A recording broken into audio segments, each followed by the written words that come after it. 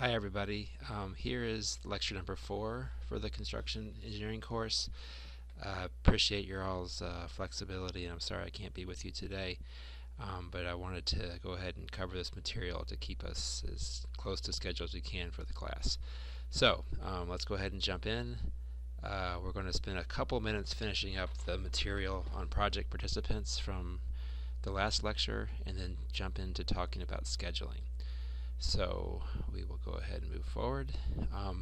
As you recall, we talked about the players, so to speak, or the participants in construction projects, the owners, designers, and contractors. And we've already spent quite a bit of time talking about the owners and the designers, and we just were talking a bit about contractors.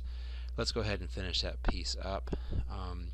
Again, the companies that build the projects, typically we refer to the managers of construction, kind of the prime contractor or the main contractor, as a general contractor. There are other terms we'll use that we'll discuss later in the semester, but again, this tends to be the company who has the ultimate responsibility for delivering a project to an owner. We talked about these already. I won't repeat that.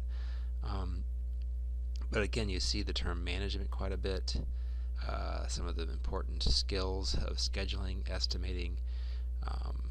There is certainly an important amount of knowledge in terms of contracts and regulations and how to deal with conflicts. So again, this is just a quick review from last Thursday. Moving on, again, most of the work is physically performed by subcontractors, or in other words, companies who hold contracts with the general contractor, who then owns a contract with the owner. So these companies technically don't work for the owner, they work for the general contractor, and they typically specialize on one piece of a project: painting, drywall, could be excavation, could be a steel fabricator, etc. It is not unusual for projects to have the number of contractors in the numbers of 10, 20, 30 or more. And one of the real challenges is to figure out which piece of the work to give to which subcontractor, and we'll talk more about that. Again, we also often call these companies trades, but again, that's the basic idea here. And again, I'm sorry, I keep saying again. We've also discussed the goals of the contractor. Certainly need to make a profit, meet the owner's time requirements and budget requirements. They want to deliver quality projects. Safety is of paramount importance. And really, if they do all these things, they should have repeat business. So this is the kind of thing that a contractor is looking for. I've already heard from some of you about, what kind of jobs are there in the construction industry that often are appropriate or applicable to folks coming out with an engineering degree. These are stolen from Clark Construction, again, a large general contractor that works nationwide, but much of their work is in the Mid-Atlantic region. And you see here they typically have these 3 rough positions: an estimator, which is really someone who looks at plans, designs for projects, and then tries to estimate the cost. This is a really important job, typically done in the office, so to speak, or the corporate headquarters. And this really involves pursuing work. So trying to develop estimates for projects that are accurate, that are competitive, but that also will lead to a profit on a project. We'll talk later this semester a lot about how to do estimates for projects. An office engineer, again, typically is someone who is at the corporate office, and they tend to do a lot of the project management tasks, scheduling, some of the paperwork pieces as far as submittals, which is essentially submitting materials to the owner, buying out projects, which we'll talk about what that means later. But again, the idea of that is once you get a contract, you have to then enter many subcontracts with these trade companies. This is something the office engineer would do. And then finally, you have people who are, quote, in the field. And these are people who are really running particular projects. It could be a office building, could be a condo, could be a baseball stadium, whatever. But these people tend to work on the project site and will move from project to project. It's also not at all unusual for someone in the industry to move and experience the different aspects of construction, whether it's an estimator, office, or field engineer. A couple other important players in the construction industry certainly are one certainly is material suppliers. As we've talked about, in many cases you purchase large quantities of materials for projects, whether, for example, it could be precast concrete, it could be steel, etc.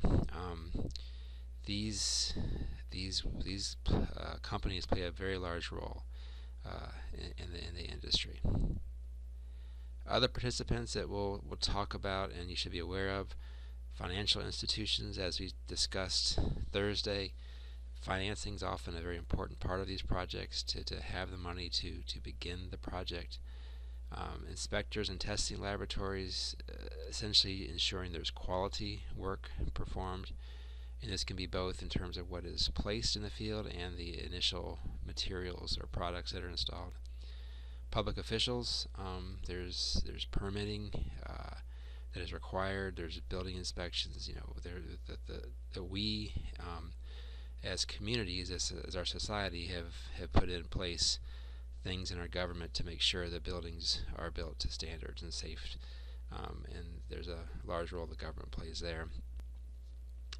Insurance and bonding agencies, again, these are projects that have a significant risk and large amounts of money, and because of that, there typically is a need for insurance, and bonds are essentially another name for insurance in the construction industry.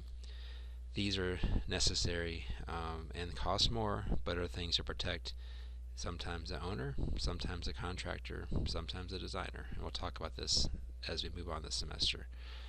Construction attorneys, again, ideally, these are not part of projects because when things get to court, typically most of the parties do lose. And finally, I wanted to mention the public.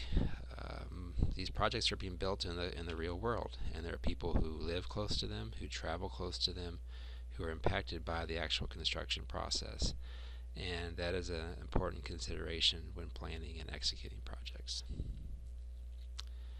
This is a very technical graph, and I can't claim that these functions are perfect mathematically, but the basic idea here is that as the dashed line is how much you spend during a construction project by time, and then the solid line is the ability to influence costs. And what you'll see here is that the cost part, the spending piece, is a very typical S-curve. You spend relatively low dollar amounts early on as you plan the project, get things started. Then you start spending pretty heavily as you buy materials, you're paying subcontractors, all that kind of good stuff. And at the very end, you slow down again as you're doing just some final punch list type items, as you're commissioning the project, etc. So, the big bulk of the spending occurs mid-project. The solid line is trying to show you that changes cost more, significantly more, as you move further and further into a project. So the idea here is you really need to do your management, your planning well early on, or otherwise you're going to have very little ability to influence costs. And that's why we're going to focus so much this semester on things like scheduling and estimating. So there's lots of new technologies that are coming into play in construction. We're going to explore a lot of those this semester. They're very exciting, and they really will change where the industry goes. There's also a really critical aspect in terms of management for construction. You see that's why there's so much emphasis put on this. The real issue here is that, in many ways, you all, students here graduating at UVA, are very valuable to the industry because you understand the technology, but you typically have a very good sense and a good background in the management, and that's something you really need, is both of these. And that's why you see these companies so interested in UVA graduates. I've already talked to you about ENR. I hope you're already taking a look at that website. I really do encourage you to watch that throughout the semester. One of the things I will be talking about a lot is that in general, construction has the reputation of being very slow to embrace and incorporate new technologies. Part of that reason is because the profit margins are so low that it's very difficult to invest in these technologies and still be competitive early on. But it's also something that's really going to be important in terms of productivity. So we'll look this semester for ways that new technologies can be brought to bear and hopefully find ways to encourage this more in the industry. Alright, so we are now going to move into talking about scheduling. And your first homework, you'll have quite a bit of opportunity to practice scheduling, and we'll be really looking at this all semester. I don't think scheduling is probably something that's foreign concept to any of you. I know you did some scheduling for this project A, and I'm looking forward to seeing how you did it. But basically, the whole idea of scheduling is you're going to figure out what are the tasks, what are the pieces of the project that have to be done, and how you put them together from beginning to end to get the project done.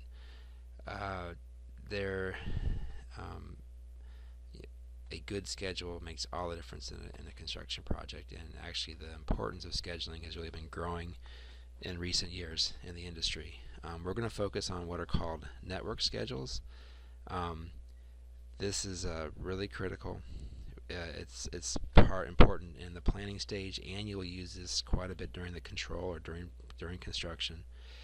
There is a statement in the Hendrickson book, which is that online book that I've incorporated in the syllabus, about that this is not used as much. He talks more about more advanced scheduling approaches. That really is not true. You'll see that network schedules really are the way, the industry standard for scheduling today. Okay, so really, if you think about it, you take a project, you break it down into pieces or tasks. You can call them activities, whatever you want to call it. And each one of these, you should be able to say, based on the resources I'm allocating to that task, here's how much it's going to cost, and here's how long it's going to take. So that's great if you take it piece by piece. But now you've got to figure out, okay, I've done that. Now how do I connect these pieces together to go from nothing to a fully built project? We can talk about this more when we're all together next week, but the sequencing decisions are really driven by a lot of things. Sometimes it's based on availability of resources or a subcontractor. Sometimes it's based purely on physical reasons. I'm not going to be painting until the drywall's placed, for example. So there's different things that drive it. But in talking to contractors, they often will tell you that kind of creative, innovative ways of putting things together can save considerable time and can really make or break your success in securing a project and completing it. So why is it important? Well, number one, everybody wants to know when a project's going to be done, and that not only just because I want to know, it's important from the financing perspective when this resource, this new building or new thing will be available to start generating revenue itself. For example, if it's a commercial building, scheduling is also important because I want to know what tasks are really important in terms of the schedule and completing a project. I really need to know, which tasks have some flexibility. Where can I move my resources around a bit? Also need to know all this information because things are going to go wrong, and I need to know what to do when they go wrong. And by knowing the schedule, I can therefore look for ways to reschedule essentially when I need to. There's such a focus today on time completion, on budget, that you have to be looking at this like a hawk from day one to make sure that you can get there, so to speak. Another big issue, just in time. You've probably heard that in terms of manufacturing, but it's very true in construction. Sometimes I'm going to be leasing things. You've seen the big tower cranes for projects in cities oftentimes. These are not cheap, and you don't want them on site any more or any less than you need them available. So you want to make sure you have them scheduled just right to get them in, support critical activities, and get them out of there so you're not spending more money. You also don't want stuff laying around a site because, like we said before, things disappear, there's vandalism. So essentially, basically speaking, when something gets to the site, you want to be installing it almost immediately. So it's very important to understand the schedule in great detail.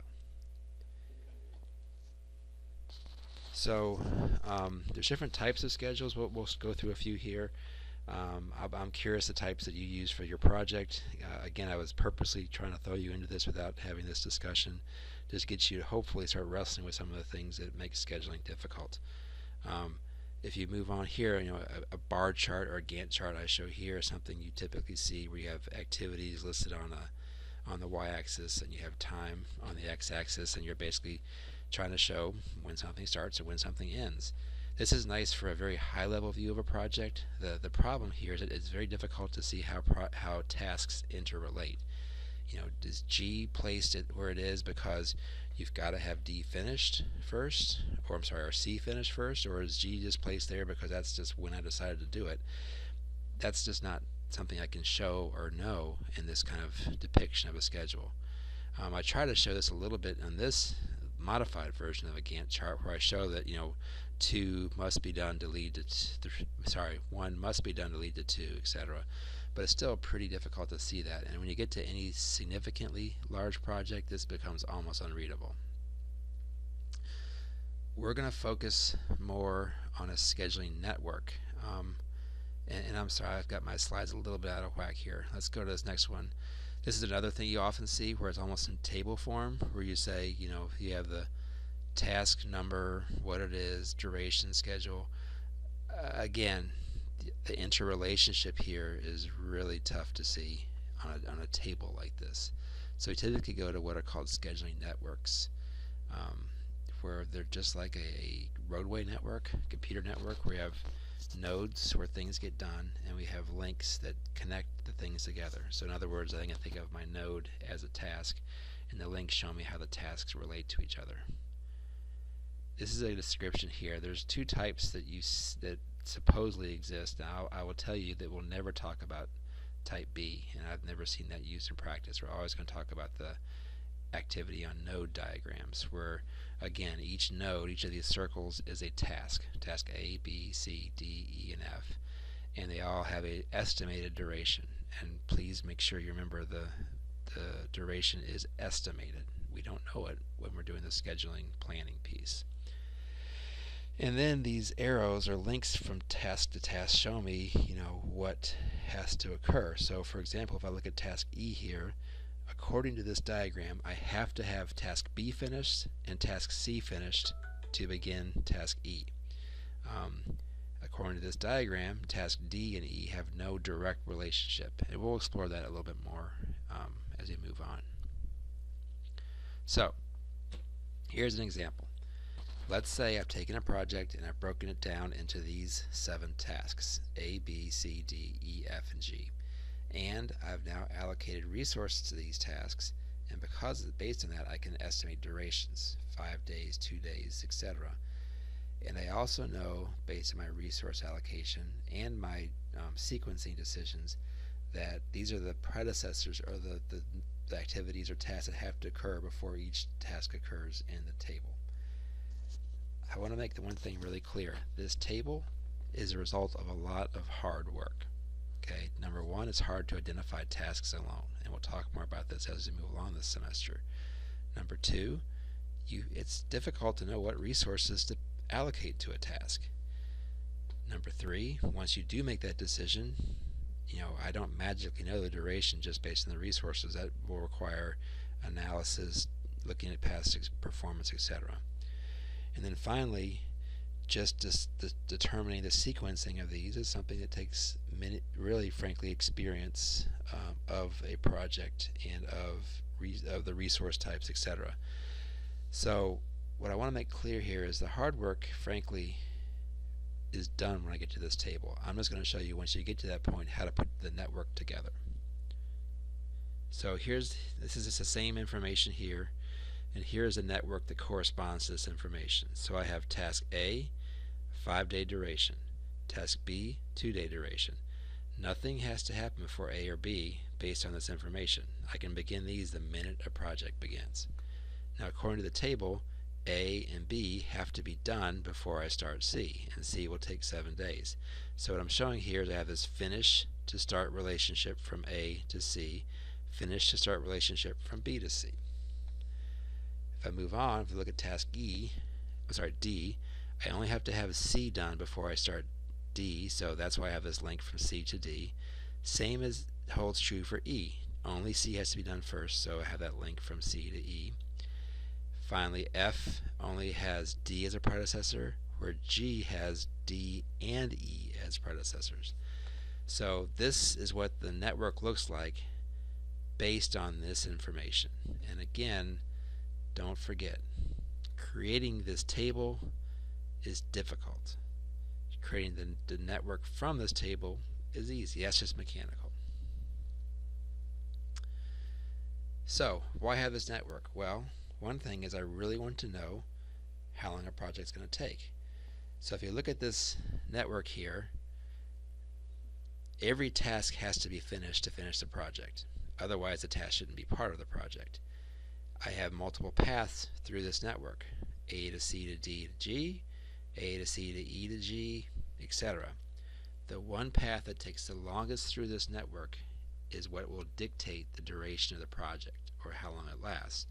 That one longest path is my critical path, and you've probably heard that term before. Often this approach is called the critical path method. So that one path that's the longest is my critical path.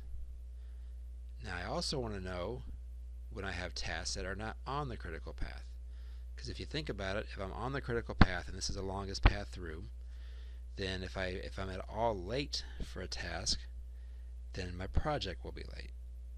If my task is not on the critical path, that won't necessarily impact the duration of the project. So it's really important to me to know what the critical path is and what tasks are on or off it to really understand my project better.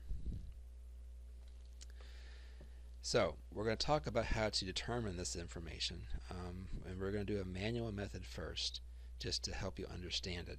It's important to realize that this is something that will be done in software in practice. So we're going to do a few by hand, a few in homework by hand to make sure you understand the concept and what's going on. In practice, you're going to be using the results of the analysis, not doing the analysis by hand.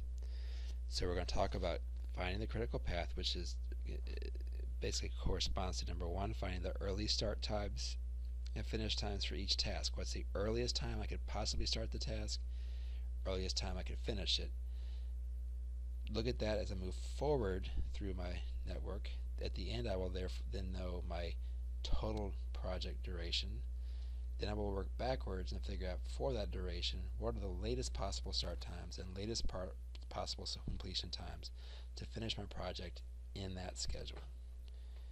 Then the difference between the second and third bullet will be basically what I call my float or my slack. Those terms are used interchangeably, which tell me how much flexibility or how much I can basically delay a task before it becomes critical or it impacts the duration of a project. So when I do this by hand, typically what I'll do is label it as shown up here. I'll list the early start time, early finish time on the top of my node or task, and my late start time and my late finish time on the bottom. Okay? That's just convention. So let's look at this for this network. Okay? One thing I'll note, your book has a lot about equations and things like that. Frankly speaking, I wouldn't worry about that here. I would understand the logic. The logic's pretty straightforward, and that will really help guide you to understanding this better. So we first start with what's called a forward pass. We start from the beginning and work to the end. And we start at the beginning and we say what's the earliest time a task can start, the earliest time it can finish. So for task A, nothing happens before it, as you see on this schedule. So it can start right away at time 0. You could also think of this as 8 o'clock on Monday morning if you wish. So I click the stopwatch at 0, it starts ticking, and I will be done the minute it hits 3 days, let's say. Now based on this model or this schedule, B can start only when A is completely totally done. So with the minute it hits 3, or the second it hits 3 here, we start B. And so the earliest start time is 3, and you see with a 4-day duration, the earliest finish time will be 7. Going to C, very similar. It will start as soon as B is done, so the earliest start time is 7, earliest finish time is 7 plus 3 or 10. Same with D, earliest start time is 7, earliest completion time is 17. And this holds true when I look at task E, F, and G. They all can start at 17 because D is their predecessor, and then they could be done just based on the duration of each task itself. Now when we get to H, it gets more interesting. According to this schedule, H can only start when C is done, E is done, F is done, and G is done. All 4 of those tasks must be done, completely done, before I start H, according to how I've modeled my schedule here. Therefore, I can't start H until 25 days because I might be done here at 10, but I'm still not done at E, so I have to sit here and wait until I get to 25 days. At that point, I'm out of all of these predecessors, and I can start H. So my earliest start time is 25, my earliest finish time will be 8, and now I'm going to do just what I've done all along. I'll go to I, take my early finish time, that'll be my early start time, etc. The only time it becomes tricky is coming back to M. M, I have to have K and L totally done. K, I'm finishing at 42. L, I'm finishing at 40. Therefore, I have to wait till 42 days. And I finish at 46. So, based on this forward pass, I know that I have a project duration of 46 days. Okay, I don't know at this point what my critical path is or my floats. That's what I'll find out in the backward pass. So, backward pass, now I work backwards from end to beginning. And I go down here to the bottom part of my task and I say, okay, I want to finish this in 46 days. So my latest finish time is 46. Therefore, my latest start time, I have to start this by 42. Okay? So right off the bat, I see that, for M, I've got to start it. I can't start it by 42 days. I have to start it by 42 days. So this looks like this is going to be a critical task. There's no room for error. If I come up here to K, I know that I've got to be down here by 42 days according to my backward pass. So therefore, I have to finish. My latest time to finish K is 42. Therefore, my latest time to start K is 42 minus 4, or 38 days. Coming down here to L, again, I have to be here by 42 days to have a 46-day schedule. Therefore, my late finish time is 42. My late start time is 42 minus 2, or 40. Okay. Now, right away, I look and compare these two tasks. This one, I see that my late start, late finish are the same as my early start, early finish, indicating this is another critical path task. For L, I have to start it by 40. I could start it by 38. Therefore, I have 2 days of float. I could be 2 days late if I start at 38 days and still not impact my 46-day schedule. Keep working backwards. Have to be here by 38. I have to leave here by 38. Therefore, I have to start this by 38 minus 5, or 33. Again, you see a critical path here, or a critical task. J, same deal. I have to be at 40. Therefore, I have to start this by 35. And you see this discrepancy showing float. Go to H. H is interesting because on H, I know that I have to be here by 33 days. Or here by 35 days. So to meet a 46-day schedule, the smaller number will dominate. So therefore, I've got to be at H by 33 days to meet this 46-day schedule. It means I've got to start it by 33 minus 8, or 25 days. So here's where it gets interesting again. I have to be at H by 25 days, the latest period. Therefore, all of these have to be leaving at 25 days. So late finish times for these 4 tasks are all 25, and then I simply subtract away their duration to figure out the late start times. So when I go to D now, I know that I have to be here by 17 days, here by 21 days, here by 19 days. So if I'm anything more than 17, I'm going to be late. So therefore, 17 is what's going to dominate this. So my late finish time will be 17 days. Late start time will be 7 days. And go to B, same deal. I've got to be here by 22, here by 7, so 7 will dominate. Must start by 3, etc. So I just did my forward pass a minute ago. We just finished doing the backward pass, and now I know early start finish times, late start finish times, and I can figure out my critical path and my floats for every single task. And that's what you see here in this diagram. The red arrows are my critical path. You'll see for these tasks on the critical path I have no float, also referred to as slack. And for those off the critical path, I can go anywhere from 2 days of float to 15 days of float. And as a project manager, as a construction manager, I really care about the magnitude of this slack. For a sizable project, a day or two of slack is nothing. 15 days, yeah, that gives me a little information, or a little bit of room to make choices with C. But it's really important to understand this concept.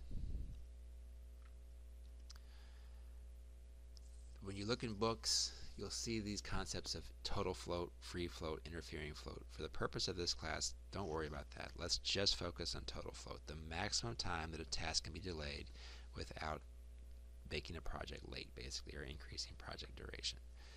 This is more advanced concepts. It's something we really don't need to talk about in this class. Now, it's also important to remember that there are different types of relationships from task to task. We've talked about the very standard and typically very reasonable finish to start relationship. In other words, I have to finish task A to be ready to start task D. There are times that these aren't true. You might have a start to start, okay? You might have a finish to finish, etc. Oftentimes you'll have a lag. For example, I might finish one task, maybe then put in a permit to do the next task. So it'll be a delay, a lag, wait for the permit, and then I will begin the next task.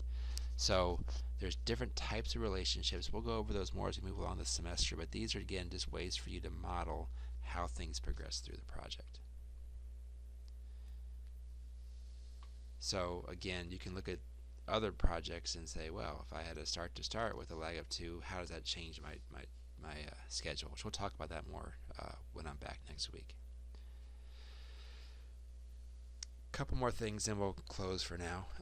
It's really important to understand that when you do scheduling, that is really dependent on an allocation of resources that you've made. There's no such thing as a duration of a task that's resource independent. It depends on how many people, what kind of equipment, etc. you're allocating to that task. So it's really important that this is really about how you manage the use of your resources, and that's really what construction management is very much all about.